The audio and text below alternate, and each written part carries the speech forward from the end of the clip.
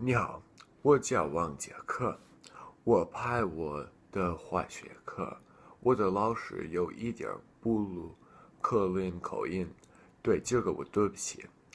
我拍过班，主要集中对准备为标准化考试。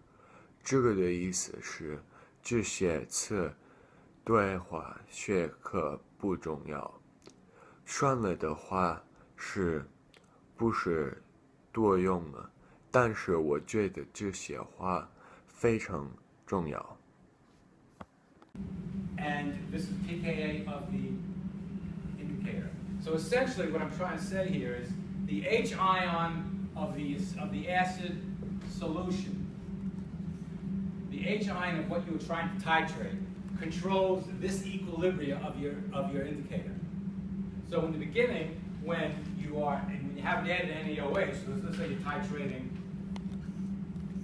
an acid, and here in your burette, you have base. Okay? So in the beginning, the solution is heavily acidic, because that's what you got acid. So in the beginning, the H ions from your acid are going to push this equilibrium to the left, the Chatelier's principle. So you're going to be mostly in the acid form, and this is called the acid form, this is the base form. They have two different colors, as you see in this first chart I just gave you. There's an acid side color and a basic side color, and as you go through it from acidic to basic, you go through like a gradation of color for these indicators. So in the beginning, when your solution is very acidic, a lot of H's coming from your flask pushes equilibrium this way, and you have mostly this color. As you titrate, you're adding OHs, and you're adding more OHs and more OHs, and eventually there's like no more O. And as you add OHs from your burette, the H ion concentration goes down. That's a stress, and this equilibrium, the indicator equilibrium, will start to shift to the right to make up for that. So what's driving this, what's controlling this equilibrium is the pH of the solution. Is the H ions in the solution. So if you have a lot of H ions, it's going to drive it to the left, acid color.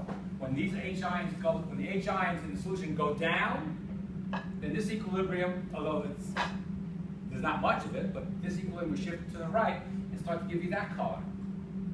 So it turns out, so the pH of the solution controls the position of equilibrium of your indicator. So this indicator can go bouncing back and forth, and what it does is not dependent upon the H coming from the indicator. It's like subservient.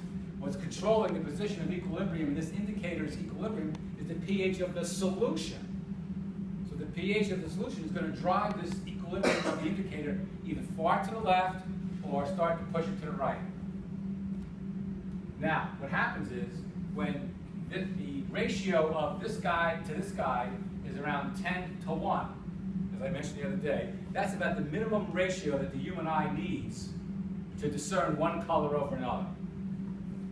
So, what's the minimum pH of the solution? Remember, the pH of the solution controls the position of this equilibrium. Controls whether it lies far to the left or whether it lies far to the right. This equilibrium is dependent upon the pH of the solution, which is what you are titrating in the whole thing. So this ratio is 10 to 1. The log of 10 to 1, the log of 10 is 1. So pH to see this guy will be the pKa of the indicator plus 1. And when this indicator as the pH changes and the ratio becomes 1 to 10 in favor of that guy, there's when you're in very acid solution. When you're in acid solution, this equilibrium of the indicator shifts to the left, so you mostly have this. You have that color, because you have this guy predominating at least 1 to 10. 1 to 100 is even better, but at least 1 to 10 differential, you perceive this guy's color. So what pH is needed for that? Well, pH will equal to the pKa minus 1, because the log of 1 over 10, in this ratio, the log of 1 over 10 is minus 1. The log of 1 over 10 is 1/10, or 10 to minus 1. The log of minus 1 is minus 1. So what you need is to see going from this acid color to this basic color is essentially a pH change of 2 units around the pKa of the indicator. What would you use minus? What would you use plus? Well, no, we're not using either or. We're just saying a delta pH of 2 units is necessary in the solution. Remember, the solution is driving this the solution pH is in control of this equilibrium. Why 2? Why not just 1? Well, because you want to go from one color to the other color. So Yeah. you need 10 to 1 excess of this, and you see this guy's color. And a 10 to 1 in this guy, you see this guy's color. So when it turns out, when the pH changes at least 2 units, so that's the minimum change you need. So if the pH changes color, I'm sorry, if the pH of the solution changes by 2 units at a minimum, you as a human being can perceive a color change. But it's got to change 2 units around the pKa of the indicator. So let's just look at that first page that I just gave you. Indicators are hard. It's a hard concept. And sometimes I have to sort of like speak slowly and think about exactly what I'm going to say, because I don't want to. So here are a lot of indicators. And look at the top header, pH scale, on this first chart I gave you. So we have indicators, for example, the bottom one, methyl violet. The pKa of methyl violet is around 1. The pKa of that indicator, methyl violet, is around 1. So therefore, what pH range is that useful for? pKa plus 1 and pKa minus 1. In other words, from 0 to 2, if you wanted to see what's happening in that pH range of 0 to 2, methyl violet would be the indicator to use. Because on the acid side, it's yellow. On the very acid side, it's yellow. But on the basic side, even though it's still acid, but on the basic side, it is violet. So that indicator changes color way down low around a pH of 1. Okay? Now there's another one, thymol blue. And there's many of these, I'm not going to go through each one. So they all have the different pKa. It's really the midpoint, look at the pH scale, and right in the middle of that color change, or in the middle of that bar, the horizontal bar that you see going across, that's the pKa of the indicator. So pKa minus 1, or minus 2 or minus 3, it's definitely on the acid side.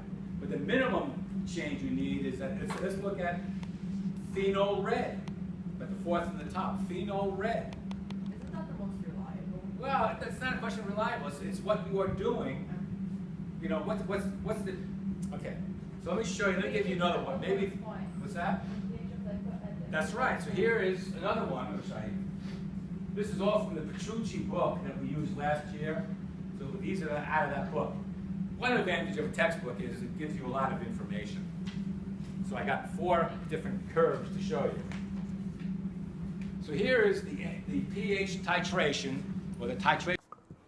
我要问你几个问题，看看你理解视频。